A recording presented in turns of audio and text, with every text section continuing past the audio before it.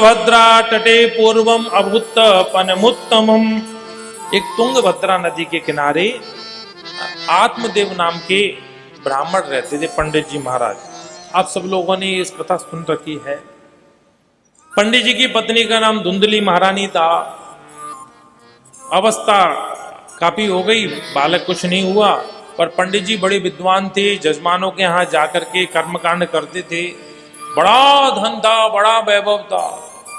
हाँ महाराज, ये पंडितों को ऐसे ही नहीं देखना। हाँ, इनके पास कुछ नहीं होता है। जिसको ऐसा लगे ना ब्राह्मण को कुछ नहीं होता है, वो वृंदावन आकर के देख ले। जैसे मुंबई में स्टारों की अलग अलग होती है ना कोटियां, ये उसकी, ऐसे वृंदावन आकर कहते हैं ना जो ठाकुर जी की, ये पुंडरिक जी का, ये पारासर जी का, ये मृदुल जी का, तो ये सब क्या है? ये भागवत जी की तो कृपा है, और क्या है? हाँ, दूसरी कोई कृपा थोड़ी है। भागवत जी साक्षात कल्प वृक्ष हैं। जो इसकी छत्र छाया में बैठे उसको कोई कमी नहीं रहने देते। जब ये श्रोता का मनोरथ सिद्ध करती हैं, तो वक्ता का मनोरथ सिद्ध नहीं करेंगे। पर भागवत जी में पूर्ण निष्ठा हो, संपूर्ण निष्ठा हो। पंडित जी महाराज भी बड़े विद्वान थे, बड़े कर्मकांडी थे, बहुत धन था घर में, पर घर में खाने वाला कोई नहीं था। देव योग से कहते हैं घर में एक गाय का पालन पोषण भी किया, पर गाय भी बांझ हो गई। गाय ने कोई बछड़ा बछड़ी को जन्म नहीं दिया। और ये दंत कथा, भागवत की कथा नहीं, दंत कथा है कि पंडित जी के पड़ोसी भी आके कहने लगे, लगता है तुम्हारे कर्म ज्यादा अच्छे नहीं है, तुम्हारे पितृ तुमसे रुष्ट हो गए। कभी कोई बेचारे फल लेके आए होंगे, हो सकता है गल गया हो, सड़ गया हो। बोले अरे देखो तुम्हारे घर का फल भी गल गया, तुलसी का पौधा भी तुम्हारा नहीं जम रहा है, इसका मतलब तुम्हारे पूर्वज, तुम्हारे पितृ तुमसे खुश नहीं है। पंडित जी ने अब बड़ा विचार किए। कभी कभी बड़े बड़े विद्वान भी मोह निशा में मग्न हो जाते हैं।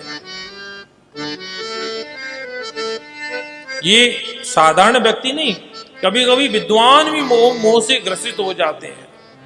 अब जैसे आपको एक उदाहरण दें, क्या राम, जब सीता जी ने सोने के मृग को देखा, सीता जी ने सोने को मृग को देखा, क्या सिया जी को पता नहीं था कि सोने का मृग होता है? सोने का मृग भी होना कोई संभव है? राम जी से कह रही है, प्रभु वो देखो सोने का मृग जा रहा है, हमारा वनवास पूरा होने वाला है, साल भर बची है बस केवल। मेरा मन कर रहा है कि मैं इस मृग को लेकर के जाऊं, भैया भरत को इसको मैं भेड़ दूं, हम वनवास से ये लेकर के आए हैं। और तो और इसके पैर में मैं नूपुर बांधूंगी छोटे छोटे, और जब ये हमारे राजमहल में कूदेगा, नूपुर बजेगी, तो हमें पूरे वन की याद आ जाएगी, हम वन में कैसे रहते थे। सीता जी ने राम जी से आज तक जीवन में कभी कुछ नहीं मांगा, पहली बार मांगा। बोले प्रभु मुझे ये सोने का मृग चाहिए, मैं लेके जाऊंगी अवध से अपने साथ।